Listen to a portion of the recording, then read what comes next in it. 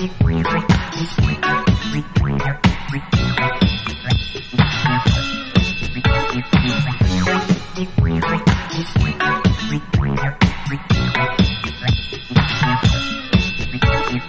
guys, I'm here again with another video, and this time it's going to be my first hardware review video. And today I have the Sega Master System controller, Sega, and I am going to be doing a review for it. And now I know I said I would be reviewing the entire console, and I will be, but I figured I'd do a more in-depth review of the controller before working on the console, especially because I haven't received a cart or a card yet that play the games, and I want to include those in my review. So once I get one of those, I'll be doing that review as soon as possible. So today, like I said, we have a Sega Master System controller. Sega Master System came out in 1986. It was first released in Japan, then came here, and it was released after the Nintendo Entertainment System, and that might be its biggest problem. But to focus on the controller, if you haven't seen an NES controller, we have one here. This is an NES controller, and here's your Master System controller. Now the NES controller is slightly larger. So you see there, it's a little bit longer and a little bit wider, but not by much. To compare the D-pads, the Master System D-pad's obviously a lot bigger. The buttons are also a little bigger. They come out of the controller just a little bit more. If you have to press down, you definitely have to press down a little harder. They definitely move a lot more than the NES, so they're a bit less responsive. So to be honest, I like the the NES buttons better, but I like the Sega Master System D-pad better. Now, what I do actually like about the style is it does give it a little bit of a retro feel. If you see there, they have a little it protrudes right out of the base of the controller there, this little block here, a little block here, and right down here, right here. I'm not exactly sure why. I don't know if it's for like comfort or something, but honestly it gets in the way a little bit. Nothing really to complain about, but it looks kind of cool, but it doesn't feel too great when you're playing the game. The D-pad is comfortable. Your finger's not really going to slip too much from that. Yeah, definitely feels comfortable. You definitely feel like you have better control, especially when you're going like a diagonal. If this would be good for like a Contra game, because you can shoot like diagonally easier and that sort of thing. Definitely better than what you could do here, because it's a little harder to go. It's a cross, so it's harder to go to the diagonal, where this is just a square and any direction is quite simple. Now to compare ports, the NES port is here, and this is the Master System port.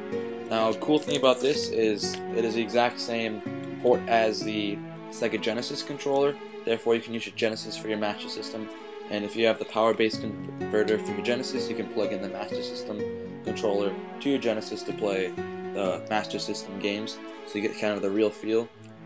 Now, for my size hands, this is comfortable, but for adult hands, it'd probably be a little cramped, and you'd probably have to like scrunch your fingers up. I'm just trying to make my hands a little bigger here. Definitely probably would be a little bit uncomfortable, like the NES controller, but it would be even worse with the Master System controller, I would think. So stylistic wise, like I was saying, it kind of looks kind of retro with a little orange burgundy like finish there, and right under the Sega you have the little lines right there, which kind of gives it a cool little retro finish. And like you see right there, the two bits here and here do come out a bit. Not terribly uncomfortable. I think what it kind of recommends, what it does is it recommends how you hold it. So your thumb doesn't go here, it goes right up there because there's nothing blocking there. And for the buttons, your thumb would go here, so it'd be like that there and that there. I guess it's kind of recommending how you hold it. While you have here is just complete flat, other than the buttons. Normal D-pad for the NES.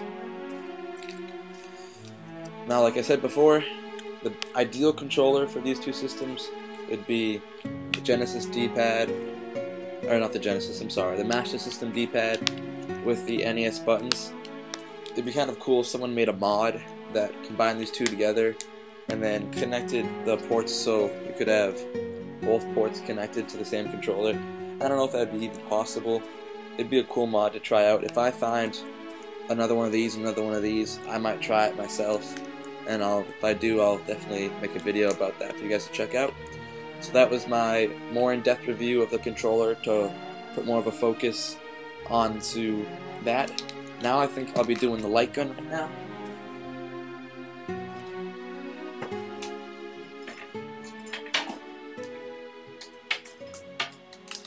So here we have the Master System light gun, and for comparison, like before, the NES light gun. I have the red one here. So, if you want to, I should unwrap this, I'm sorry. Alright, so to compare in size, equally as long, I'd say. Yep, about equally as long. The handle is a bit more comfortable on the light gun for the NES due to that little curve here. While the Master System is just straight. Honestly, it's not much different. It's a little, it just allows your thumb a little more comfort. But the trigger for the NES makes that click noise, while with the light phaser only makes that. Same ports as the controllers for its system anyway. And honestly, if I'm going to compare the light guns, my favorite light gun is the Sega Master System light gun. Not just because of the clicking, but I like the sights better. Definitely looks better with the sights there, as I showed before in another video. The trigger is more comfortable. The handle's a little less comfortable, but not to the extent where it's uncomfortable at all. I think it's better design, looks a lot cooler. Accuracy is about equal. And honestly, I'm going to say that in one way, I think the Sega Master System is better than the NES in general, is its light gun games. Because whenever I'm playing Duck Hunt, the screen flashes clearly, like you know how the light gun works. When you shoot the gun, the entire screen goes black except for a square of light. And that's where you, if you have your gun pointed there, that's how you hit the duck. With the Sega Master System, the blink isn't as clear. It's a quicker blink than that of the NES, and so it makes it feel more realistic. And that's why I like the Sega Master System light guns games just a little better. But in totality, both of these are fine. Both of these are fine. They're both decent controllers, both good light guns. I think the light phaser for the SMS is a little better, but the controller for the NES is a little better. But like I said, they're not much better, and the only reason that the NES is better because I think buttons is more important than D-pad, because the D-pad is comfortable on the NES, comfortable on the Sega Master System, but the buttons on the Sega Master System are a little weird and unresponsive. So that's why the NES wins with controller, and the Sega Master System wins with light gun. But main focus was these two, so those were just for comparison.